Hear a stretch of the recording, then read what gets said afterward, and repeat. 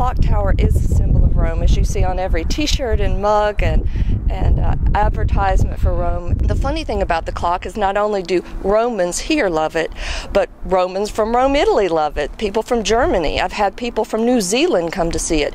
There are people who travel the world looking at clock towers, much the way people travel the world looking for lighthouses. So it's a fun, unique piece of history. Really is a wonderful centerpiece to Rome. There were some earlier houses here, some of them, of course, destroyed by fire. We did actually have Sherman as a guest one street over on 4th Avenue. So some of the houses did not survive too well, and there were gaps, as you can see in some of the older photographs on display at Rome Area History Museum. You can come see some of these, and Russell McClanahan is our archivist, and he does a good job with these photographs, and it's really interesting to see.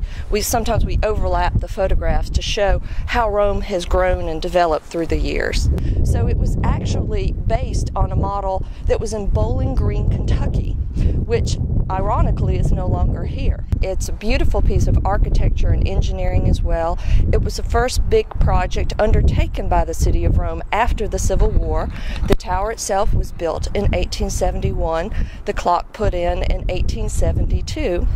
Originally, this provided water for the city of Rome. Also, it was good because they could put out fires around it. Most of the old buildings, as you can still see, were built with wood. They had gas lamps, candles, so naturally fire was a very big problem at this time in history. So they could actually tap into the water tower like a spigot and put out fires in the surrounding area. So it was very helpful. The tank itself held 250,000 gallons of water, but Rome grew so fast during that era that by 1891 it was no longer the main source of water. That had moved to the Jackson Hill facility. But it still did operate up until about the 1940s for extra water use. Probably the most ironic part is when it was the old-fashioned mechanism, basically that was hand-wound once a week. A man climbed to the top of the tower, and it occasionally needed work, but my grandfather was a master watchmaker, clockmaker here. He lived on 5th Avenue, Macon Brock, and he would service it. And a man would come up once a week and wind, Ed O'Neill was his name, and he would pull the ropes and wind the big weights up to the top, and then the clock would run for a week more, and all the little kids in the neighborhood, including my father, would accompany him up to the top. So he was a good babysitter as well as tended the clock.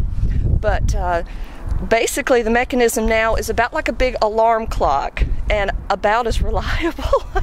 Every time the power goes down, the clock goes off, and that didn't happen when it was the old-fashioned mechanism. So it's sort of funny. It's like one step forward, two steps back, I guess.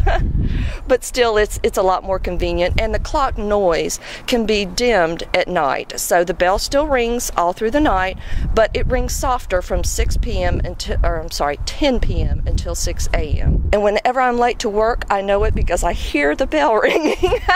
There are no excuses when you work downtown and the bell goes off.